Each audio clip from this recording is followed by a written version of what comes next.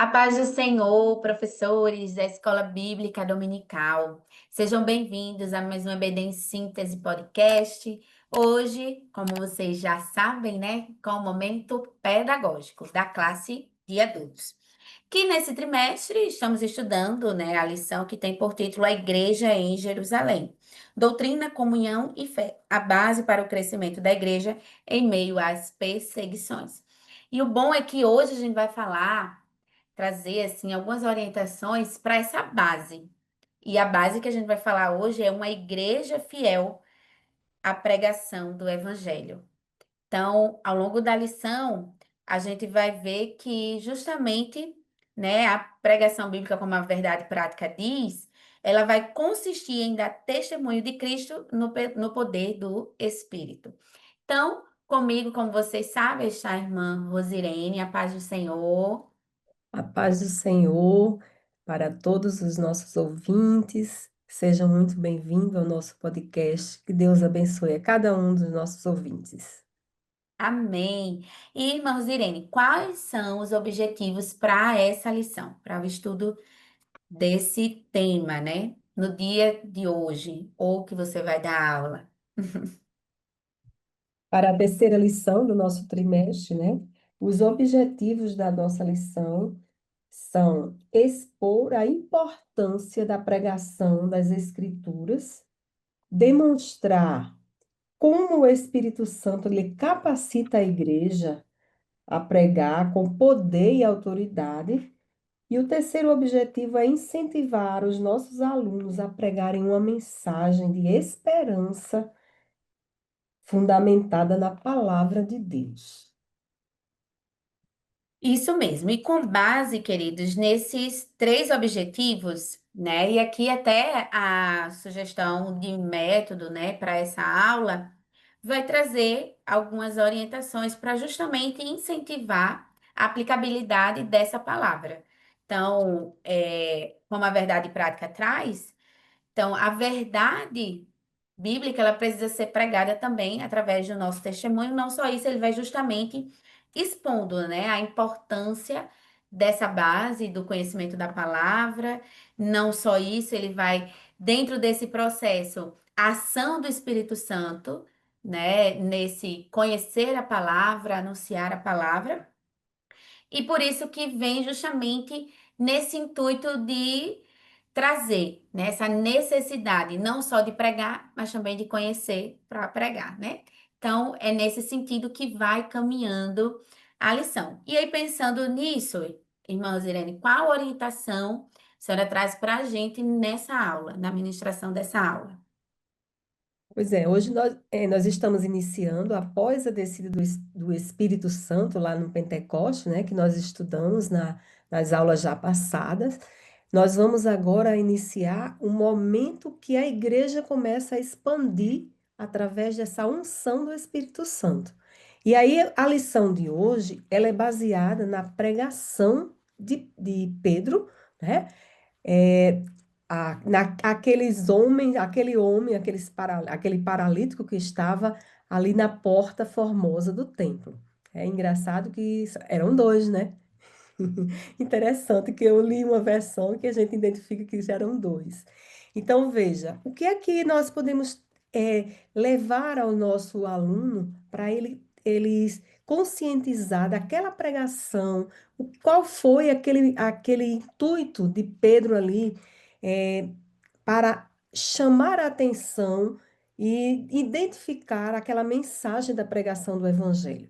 Aí nós colocamos aqui uma atividade, né, uma dinâmica para o professor utilizar em sala de aula da seguinte forma: ele fazer com que os alunos lessem, né, essa primeira parte do capítulo 3 que fala sobre a cura desse coxo, né, que é exatamente do versículo 1 ao versículo 10. Esses 10 primeiros versículos, daí o aluno tentar identificar os elementos essenciais da pregação de Pedro naquele momento, né?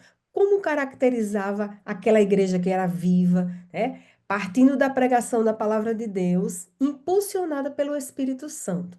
Então aí o professor ele vai orientar os alunos a questão de contextualizar esse texto, né? Esse texto do 1 ao 10, no sentido de que o que Pedro estava indo fazer quando ia ao templo, né? Então, aí ele vai ver que o aluno vai identificar que ele tinha ido para lá para quê? Para adorar, né? Aí, dentro desse contexto, ele vai buscando mais mensagens. Qual era a mensagem que Pedro, aliás, desculpa, que Pedro falou? Era uma mensagem dele ou era uma mensagem de Cristo? Será que naquela conversa com aquele paralítico, Pedro identificou que estava falando dele mesmo ou de Cristo, né? Então aí o aluno vai, aí é manifestação em meio àquele reconhecimento da fraqueza humana, né? Quando Pedro diz assim, não tenho nada, mas o que eu tenho, isto eu te dou. Então o professor pode ir orientando este aluno até ele chegar ao conhecimento de que a igreja, ela cheia do poder de Deus, ela traz esperança para a humanidade. Então, esses 4 pontos. Primeiro, o contexto da adoração, o contexto da palavra cristocêntrica, né? O contexto de uma igreja com poder para trazer esperança a outras pessoas. Isso mesmo. E aí, baseado, meus queridos, nessa orientação, né, dentro da identificação desses elementos e do estudo em si do texto que a gente vai ver ao longo da lição, então você pode fazer um desfecho, convidar os seus alunos, e aí depende muito do tamanho da sua turma. Se sua turma for uma turma numerosa, então você pode dividir a turma em grupos.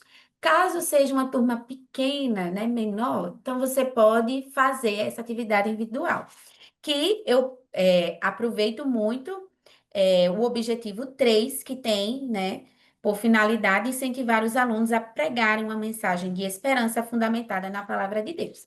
E aí, para isso, eu trago algumas considerações, né, algumas reflexões para os seus alunos pensarem aí, você também, e isso faz com que a gente considere o contexto da pregação e também reflita sobre o nosso cotidiano. Então, quando nós estamos, né, seja andando no nosso veículo, na rua, e a gente vê aquelas pessoas em uma situação, né, de vulnerabilidade, não só isso, mas que notamos até quando estamos andando na rua, vizinhos, alguém passa, né, em frente à casa, enfim.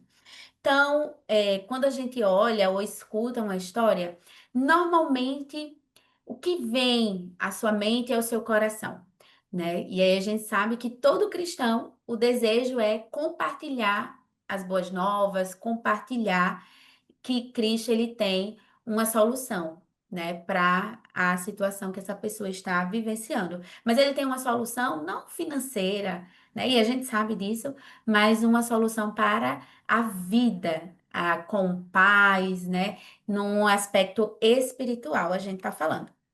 E aí, eles vão ali, você vai colocar a reflexão, eles vão falar mais ou menos o que que vem à mente, o que que eles pensam.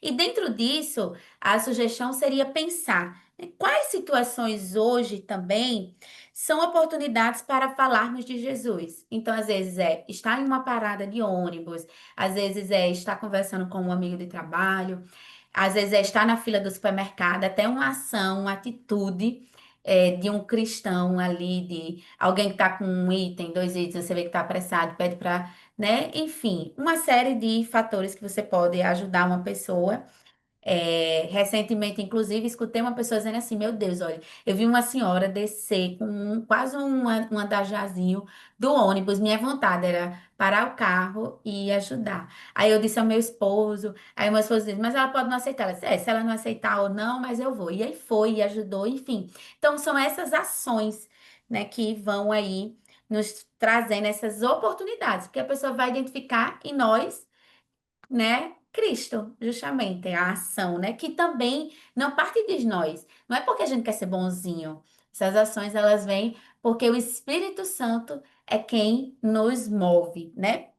E aí, dentro disso, a gente pensa, seguindo o exemplo de Pedro, né? Como que podemos ser instrumentos para levar uma palavra de mudança e esperança? Aí eles podem estar dando vários exemplos. Ah, evangelizando, a gente está no período da colheita, então, né, incentivando nessas ações, numa visita, alguém que está enfermo, alguém que não está mais frequentando a igreja, há uma série de ações que eles vão poder citar. Mas no final você vai lançar um desafio. Então, por isso que eu falei que pode ser individual ou coletivamente aí em grupos. Sendo individual ou em grupos, a ideia é a mesma. É que eles escrevam uma mensagem de esperança, apresentando Cristo. Então, que se for individual, então que cada um escreva, e aí no final você pergunta, né? Você dá aí 5 minutinhos é suficiente. Você dá um papelzinho e diz, pronto, você tem um desafio de quem você encontrar e o Espírito Santo lhe impulsionar a entregar esse cartão, você vai entregar. E aí o que você vai botar na mensagem é justamente o que nós aprendemos na lição, que são esses elementos que a orientação, a sugestão de dinâmica que a irmã Rosirene traz apresenta. Então, ele pode, inclusive, né, colocar, olha, Deus tem mudança para sua vida. E aí, apresentando, então, coloca lá, entrega essa pessoa. Você pode colocar o seu número do WhatsApp para ela entrar em contato, você evangelizar. Hoje a gente tem o WhatsApp, né? Coloca também o endereço da igreja, enfim. Você pode pensar as estratégias de levar. Não é como uma literatura, é mais como um recadinho rápido, objetivo, mas que apresenta uma palavra de arrependimento e ao mesmo tempo de esperança, que a gente só encontra em Cristo. É isso, queridos. Espero ter contribuído com a sua aula e, né, com o seu planejamento. Desde já agradecemos à direção do DENEC pela oportunidade, pela confiança. Irmã Rosirene, suas considerações. Amém. Nós vamos passando agradecendo ao Senhor por mais um momento. Espero que cada professor, cada um que vai ouvir esse podcast, possam realmente fazer bom proveito, que o Senhor abençoe cada professor na sua aula, que possamos ser essas testemunhas de boas novas, né? Porque a pregação do Evangelho é boas novas de salvação. Então, aonde a gente for passando, que possamos transmitir as boas novas através do Espírito Santo que nos move. Amém. Amém. Uma excelente aula, professor. Fiquem todos com Deus e na paz do Senhor. Amém.